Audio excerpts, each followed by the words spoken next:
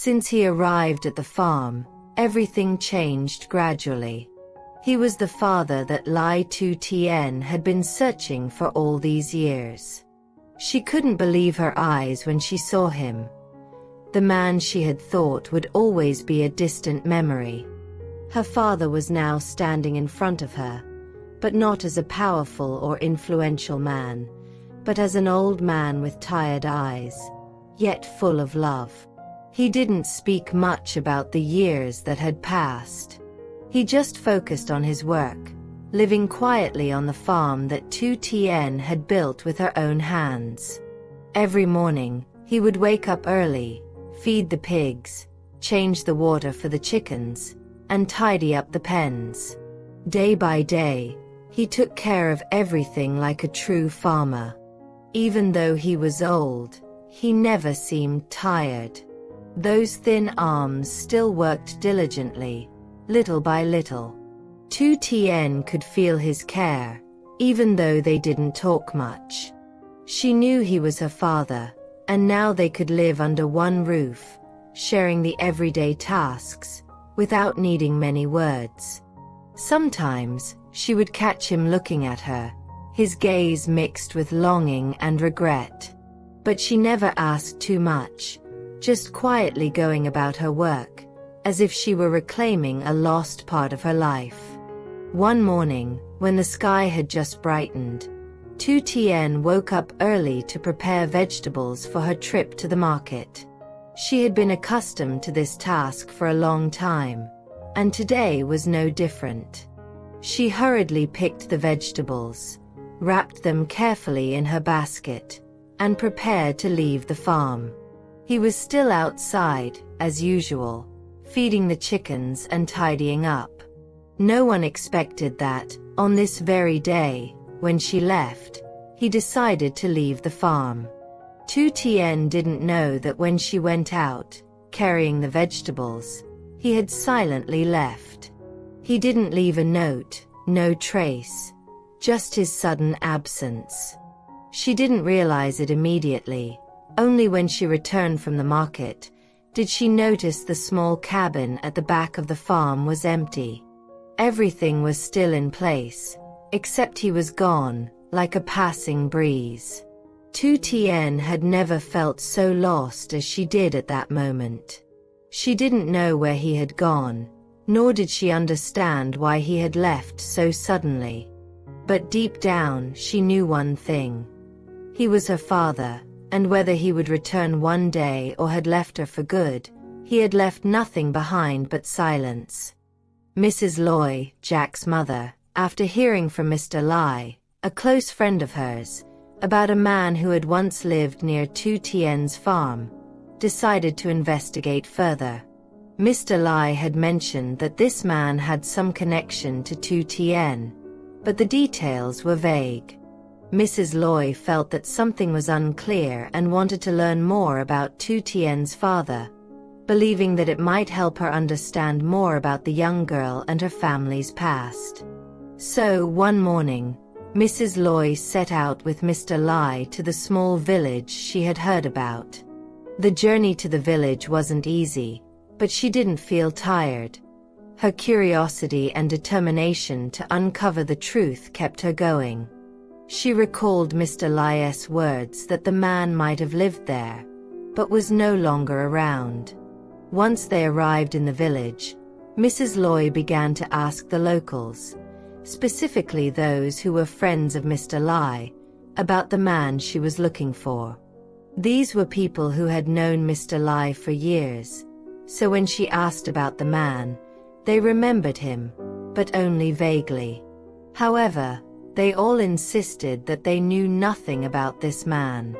An older man, a former friend of Mr. Lai, shook his head when asked.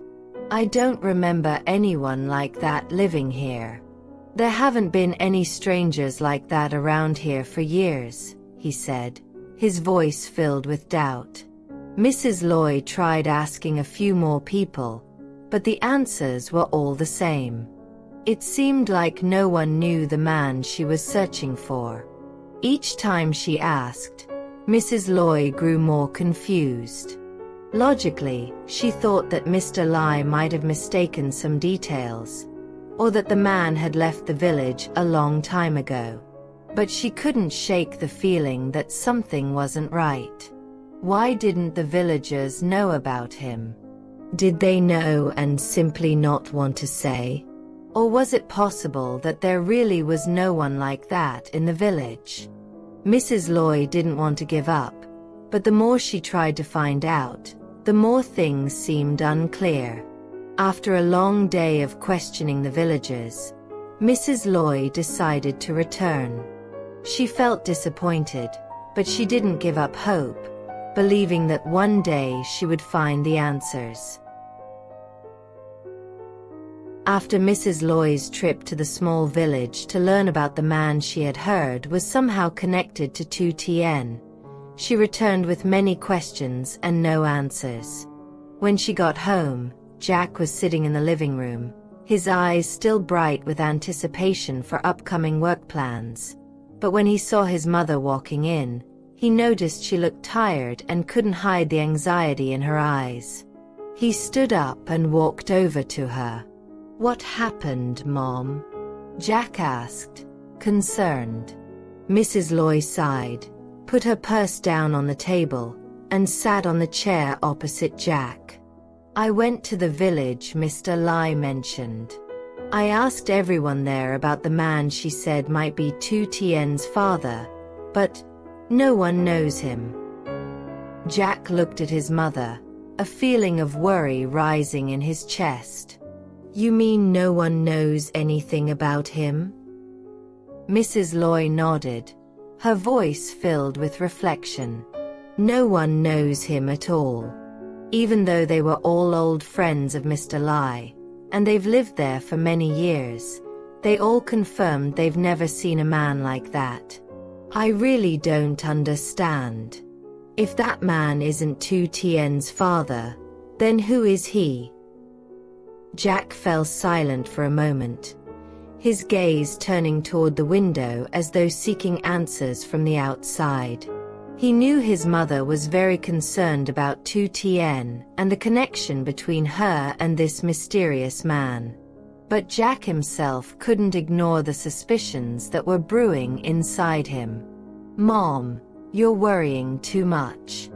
Maybe he left the village a long time ago, or there's just been some kind of mistake," Jack said gently, trying to reassure her.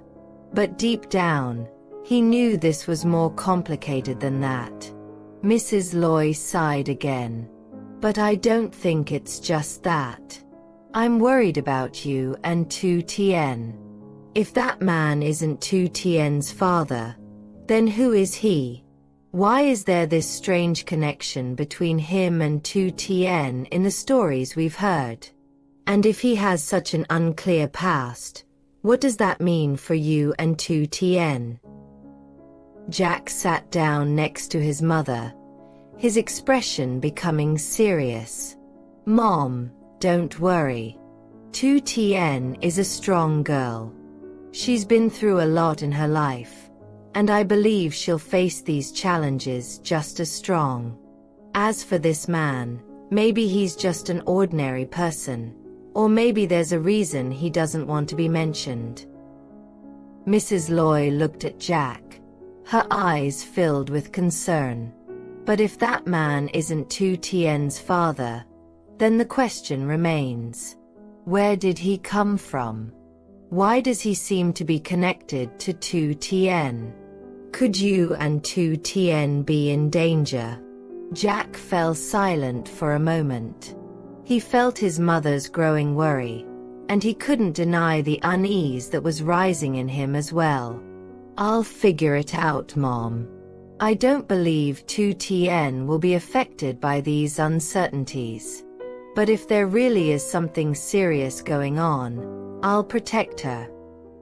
Mrs. Loy grabbed Jack's hand, her eyes showing a deep worry she hadn't expressed before. "You have to be careful, Jack. I'm afraid that man may not be an ordinary person. If he's connected to any schemes, you and TuTien could be in danger." Jack nodded, his eyes filled with determination. "I understand, Mom. But I won't let that affect us. TuTien and I will face everything together. We'll find the truth." Mrs. Loy didn't say anything more, just looked at her son with love and concern in her eyes. She hoped that her fears and worries were unfounded, but deep down, a sense of unease still lingered. Was there something dark waiting for them ahead? TuTien stood in the kitchen, her hands skillfully preparing each dish. Today, she decided to cook dinner herself to welcome her father back. A simple, warm meal would be the best gift she could give him after so many days apart. She wasn't a great cook, but she always tried her best to make her family feel loved. The small kitchen was filled with the delicious smell of sour fish soup, stir-fried meat, and freshly cooked rice. TuTien could feel the warmth of the house, and her heart swelled as she thought about the father she cherished. Over the past few days, he had taught her so many valuable life lessons, and now she wanted to create a cozy space where he could feel her love. At that moment, she heard the sound of a car pulling into the driveway. She quickly ran out, hoping it was him. But when she opened the door, it was only Jack, standing there with a gentle smile. "I'm back," Jack said, but upon seeing the expression on TuTien's face, he immediately knew something was wrong. "Where's my father?" TuTien asked, her voice filled with worry. She glanced at the clock on the wall, but time passed as if it had no mercy, relentlessly ticking on. Jack looked at her and replied, "I think he'll be back soon. Don't worry, maybe he's just been caught up with something." TuTien nodded, but she couldn't shake the unease. Every time her father was away, she felt a sense of emptiness, as though a part of her life was missing. Her love for him was unwavering, but the anxiety she felt whenever he was gone made her restless. The two of them went back into the kitchen and continued cooking. Jack quietly assisted her, chopping vegetables and arranging the dishes on the table. Despite the peaceful atmosphere between them, TuTien couldn't stop thinking about her father. Suddenly, she felt something wasn't right. "Do you think something might have happened to my father?" TuTien carefully asked Jack, pausing for a moment, her eyes filled with worry. Jack stopped working and looked at her. He knew she was deeply concerned, but he couldn't figure out why her father was taking so long to return. "I'll call my assistant to check on things. Maybe there's a reason he hasn't come back yet." TuTien gently nodded. She couldn't stop thinking about her father. He was a strong man, always knowing how to protect his family, but now his absence made her feel incredibly anxious. Jack immediately pulled out his phone and called his assistant.